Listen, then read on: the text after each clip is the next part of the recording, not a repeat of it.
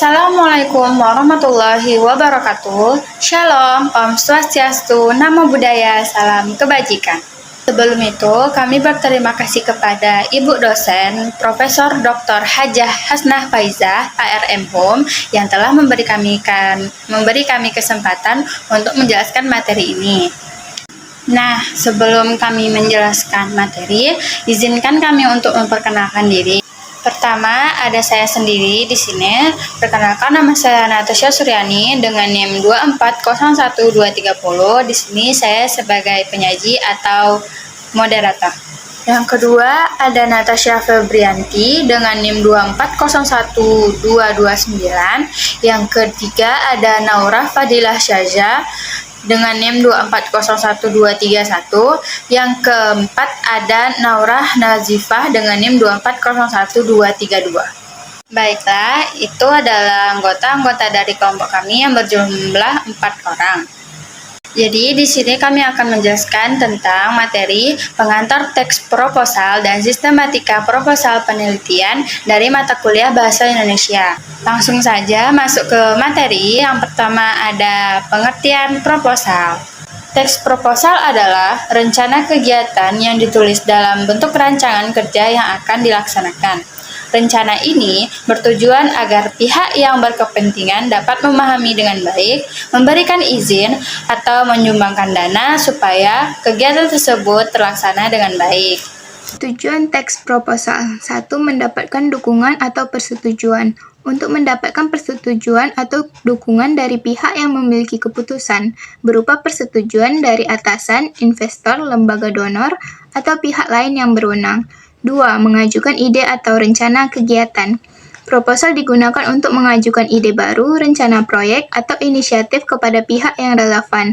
Dapat membantu dalam menjelaskan secara rinci apa yang akan dicapai dan bagaimana hal tersebut akan dijalankan. 3. Menjelaskan rincian kegiatan. Proposal membantu dalam menguraikan rincian terkait dengan tujuan, lingkup, biaya, sumber daya, waktu, dan manfaat dari proyek atau inisiatif tertentu. 4. Merencanakan anggaran dan sumber daya. Merencanakan anggaran yang diperlukan untuk proyek. Hal ini mencakup perkiraan biaya, alokasi sumber daya, dan menggunakan dana secara efisien. Fungsi proposal. 1. Menjelaskan suatu proyek. Proposal membantu dalam menguraikan dengan jelas tujuan, lingkup, dan tujuan dari proyek atau inisiatif tertentu. 2. Mendapatkan persetujuan. Proposal digunakan untuk meminta persetujuan atau dukungan dari pihak yang memiliki wewenang untuk memutuskan. Hal ini bisa berupa pengajuan ide bisnis kepada investor, usulan proyek kepada manajemen perusahaan, atau permohonan dana kepada lembaga donor.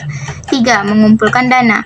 Dalam konteks proyek amal sosial atau niriyabah, proposal digunakan untuk meminta dana atau hibah dari lembaga donor, yayasan, atau pihak lain yang tertarik mendukung inisiatif tersebut. 4. Pendekatan pada klien atau pelanggan. Mengajukan penawaran kepada klien atau pelanggan potensial, berisi rincian tentang produk atau layanan yang ditawarkan, biaya, waktu penyelesaian, dan manfaat bagi klien. 5. Perencanaan anggaran. Rincian biaya dan anggaran yang akan dikeluarkan untuk menjalankan proyek. Ini membantu dalam merencanakan pengeluaran dan penghindaran pemborosan. Nah, selanjutnya ada jenis proposal. Jenis proposal dibagi menjadi 2. Yang pertama ada proposal formal. Proposal formal adalah proposal yang terdiri atas 3 bagian utama, yaitu bagian pendahuluan, isi, dan penutup. Bagian pendahuluan pada proposal terdiri atas sampul, halaman judul, kata pengantar, ikhtisar, daftar isi, serta lembar pengesahan. Bagian isi terdapat latar belakang masalah, batasan masalah, tujuan, ruang lingkup, landasan teori, metodologi, fasilitas, susunan panitia, manfaat, jenis kegiatan, waktu dan tempat, jadwal kegiatan, serta anggaran dana kegiatan. Sementara itu, bagian penutupnya terdiri atas daftar pustaka dan lampiran. Yang kedua ada proposal semi-formal.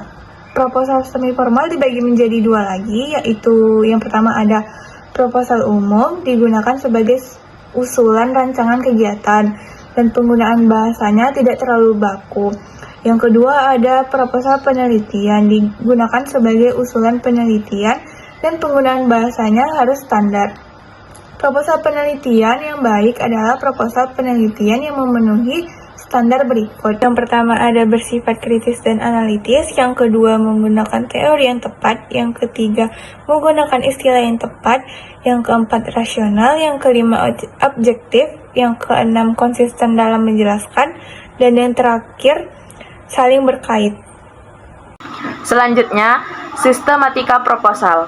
Proposal berisi rencana suatu kegiatan dengan berbagai aspeknya secara terperinci. Secara umum, proposal kegiatan mempunyai sistematika sebagai berikut. Yang pertama, nama kegiatan. Kedua, pengantar atau pendahuluan. Ketiga, tujuan. Keempat, bentuk atau macam kegiatan. Kelima, waktu dan tempat. 6, susunan panitia. 7, peserta atau sasaran. 8, biaya atau dana. 9, harapan yang diinginkan. Ke-10, lampiran. Baiklah, mungkin itu saja yang dapat kami sampaikan pada materi hari ini. Saya sebagai moderator dan perwakilan teman-teman saya, mohon maaf jika ada kesalahan yang kami sampaikan. Semoga materi ini dapat bermanfaat bagi teman-teman semua. Dan terima kasih kepada Ibu dosen Profesor Dr. Hajah Hasna Faiza ARM MHOM yang telah memberikan kami kesempatan untuk menjelaskan materi ini. Sekian dari saya. Wassalamualaikum warahmatullahi wabarakatuh.